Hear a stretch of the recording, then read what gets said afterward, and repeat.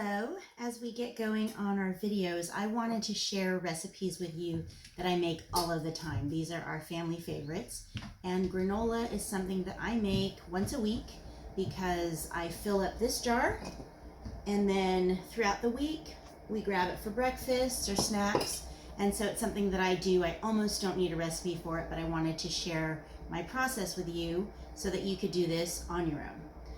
You need very few ingredients. We have 5 cups of rolled oats, half a cup of chia seeds, half a cup of pumpkin seeds, half a cup of organic dark brown sugar, some spices, and then I put in 3 tablespoons of maple syrup and half a cup of olive oil. And today I'm using an Arbequina olive oil from Quail and Olive in Carmel Valley.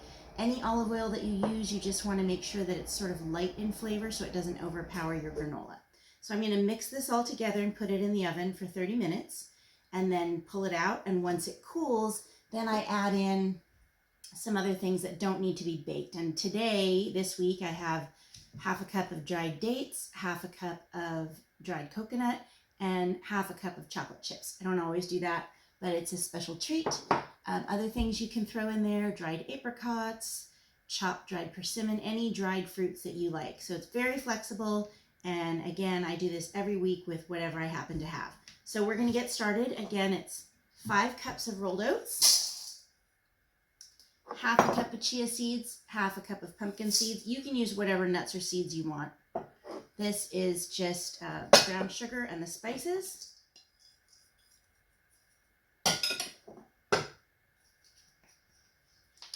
3 tablespoons of maple syrup,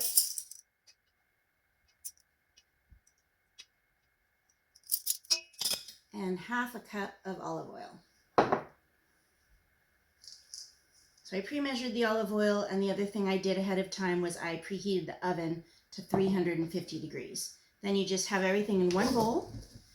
Use your spatula, kind of mix in that brown sugar and the olive oil.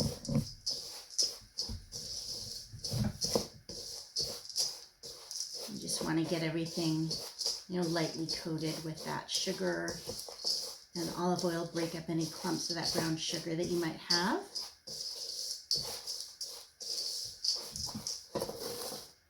And then I have a baking sheet lined with parchment paper, and I just turn all of that out onto the paper.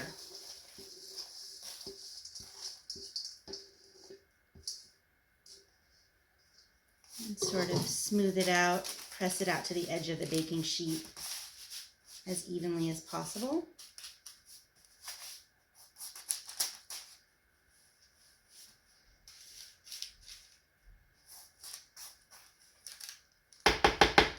And this goes into the oven for 30 minutes, and that's it for this first step.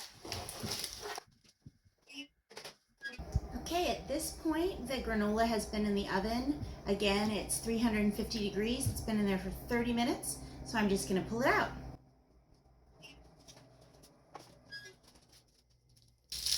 And you can see it's nicely toasted, and we're just going to leave this to cool a little bit until it's cool enough to touch, and then we'll add our mix-ins. Again, this batch I'm doing coconut, dried dates, and chocolate chips. And then it goes into my jar for breakfasts and snacks for my family throughout the week.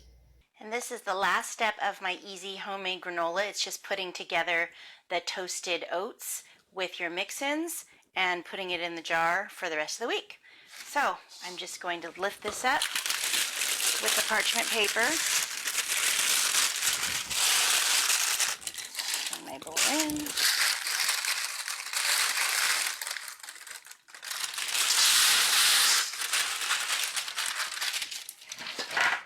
And then my mix-ins, again, dates, coconuts, chocolate. And you can do it with your hands or with a wooden spoon. It doesn't really matter.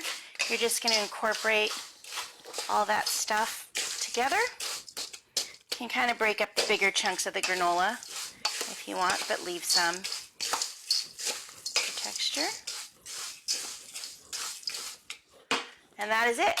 Now I just transfer it to my jar. It's all cooled off, and my family can grab this throughout the week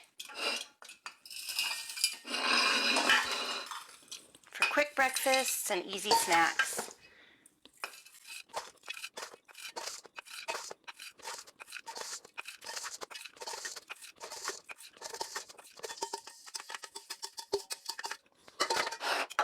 And that's it. Easy homemade granola.